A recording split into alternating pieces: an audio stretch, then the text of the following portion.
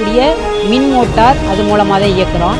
அது இல்லாமல் கிட்டத்தட்ட ஒரு 50 விளக்குகள் தெரு விளக்குகள் இந்த பிளான்ட்லேயே சுற்றி நாங்கள் போட்டிருக்கோம். இந்த விளக்குகள் பூராமே அந்த கேஸ் மூலமாக தான் எங்களுக்கு நாங்கள் பயன்படுத்தி எரிச்சுக்கிட்டு இருக்கிறோம்.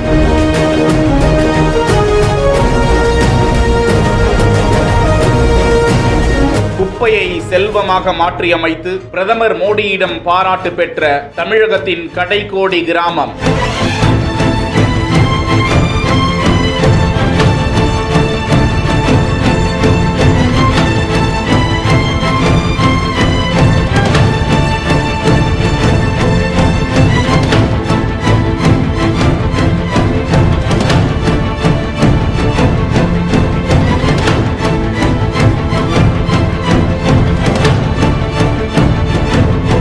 சிவகங்கை மாவட்டம் காஞ்சிரங்கால் ஊராட்சிதான் தற்போது பிரதமர் மோடியால் பாராட்டு பெற்றிருக்கிறது. காஞ்சிரங்கால் ஊராட்சி சிவகங்கை நகராட்சியோடு இணைக்கப்பட்டதை தொடர்ந்து வீடுகள் தோறும் பெறப்படும் குப்பைகளை பிரித்து அவற்றை உபயோகமான பொருட்களாக மாற்றும் முயற்சிதான் திடக்கழிவு மேலாண்மை திட்டம். மத்திய அரசின் இந்த ரூபன் திட்டத்தின் கீழ் சுமார் 65 லட்சம் ரூபாய் ஒதுக்கீடு செய்யப்பட்டு திடக்கழிவு ஆலை கடந்த 2021ஆம் ஆண்டு உருவாக்கப்பட்டது.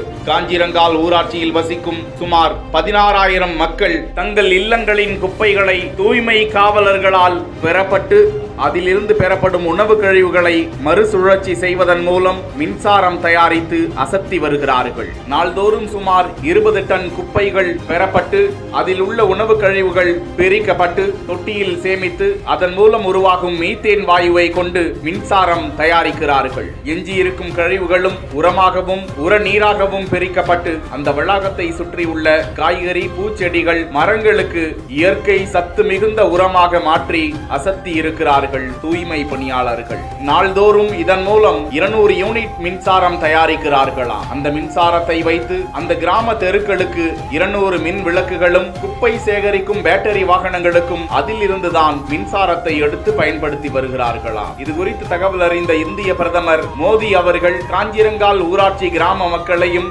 அயராது பாடுபட்டு மின்சார தேவையை தாங்களே பூர்த்தி செய்து கொண்டு வரும் தூய்மை பணியாளர்களுக்கும் பாராட்டுக்களை தெரிவித்துள்ளது குறிப்பிடத்தக்கது. இங்கே இருக்கக்கூடிய மின் மோட்டார் அது மூலமாக தான் இயக்குறோம். அது இல்லாமல் கிட்டத்தட்ட ஒரு 50 விளக்குகள் தெரு விளக்குகள் இந்த பிளான்ட்லேயே சுற்றி நாங்கள் போட்டிருக்கோம். இந்த விளக்குகள் பூராமே அந்த கேஸ் மூலமாக தான் எங்களுக்கு நாங்கள் பயன்படுத்தி எரிச்சுக்கிட்டு இருக்கிறோம். இது இல்லாமல் இந்த மீத்தேன் போனது போக இதிலேருந்து அதாவது திரவ கழிவு மேலாண்மை சொல்கிறோம் இல்லையா, அந்த திரவ கழிவு மேலாண்மையிலையும் உரம் கலந்த கழிவுநீர், இந்த கழிவுநீர் மூலமாக இங்கே புதிய நர்சரி உருவாக்கியிருக்கோம். கிட்டத்தட்ட 1000 மரக்கன்றுகளுக்கு அந்த கழிவு நீரையே உரமாக கொடுத்து பார்த்தா இங்கே உள்ளே பார்க்குறவங்களுக்கு தெரியும். இதனுடைய இடம் ஒரு பாறைத்தரை உள்ள இடம். இந்த பாறைத்தரையில் இருந்து இவ்வளவு கண்டுகளை நாங்கள் உருவாக்கியிருக்கோம். இங்கேருந்து நிறைய விதைகள், அதாவது பழம் எடுத்துகிட்டு வர இடத்துலேருந்து விதைகள் வரும். அந்த அழுகி போன பழத்தில் விதைகள் இருக்கும். அந்த விதைகளை கொண்டு தனியாக இங்கே என்ன செஞ்சுருக்கோம், நர்சரி உருவாக்கியிருக்கிறாங்க. கண்டுகள் வளர்த்து அதை மற்ற ஊராட்சிகளுக்கு எடுத்துகிட்டு போகும்போது அதை நாங்கள் சப்ளை பண்ணுறோம். பூக்கண்டுகள் இங்கே வாங்கிட்டு போகிறாங்க. இங்கே இருக்கிற கலர் பூக்கள் எல்லாமே பார்த்தாக்கும் வெளியில் நம்ம வீட்டில் வளர்க்குற கலருக்கும் இங்கே இருக்கிற கலர் நல்லா டார்க்காக இருக்கும். என்னென்னா இங்கே இருக்கிற அந்த திரவக்கழிவு நிறையா அடர் அந்த உரத்தோடு கலந்த தண்ணிங்கிறதுனால நிறையா பூக்களும் நிறையா பூக்கும், கலரும் நல்லா வித்தியாசமாக இருக்கும். உள்ளே நுழைஞ்சாலே நம்மளுடைய மனநிலையே ஒரு நல்ல மாற்றத்துக்கு உருவாகக்கூடியது. எங்களுக்கு இந்த திட்டத்தில் கிட்டத்தட்ட பஞ்சாயத்துலேருந்து ஒரு 4 பேர், ஏற்கனவே 12 பேர் பஞ்சாயத்தில் தூய்மை காவலர் இருந்தாலும் அதுலேருந்து ஒரு 4 பேர் தான் எங்களுக்கு இந்த பிளான்ட்டுக்கு கழிவுகள் எடுக்கிறதுக்கு வச்சுருக்கிறோம். அதே மாதிரி இந்த பிளான்ட்டுக்கு ஒரு 4 பேர் அப்பாயின்மெண்ட் பண்ணி பார்த்துக்கிட்டு இருக்காங்க. இன்னும் இந்த திட்டத்தை நாங்கள் சிறப்பாக செயல்படணும்னு கொண்டு போக நினைக்கிறோம்.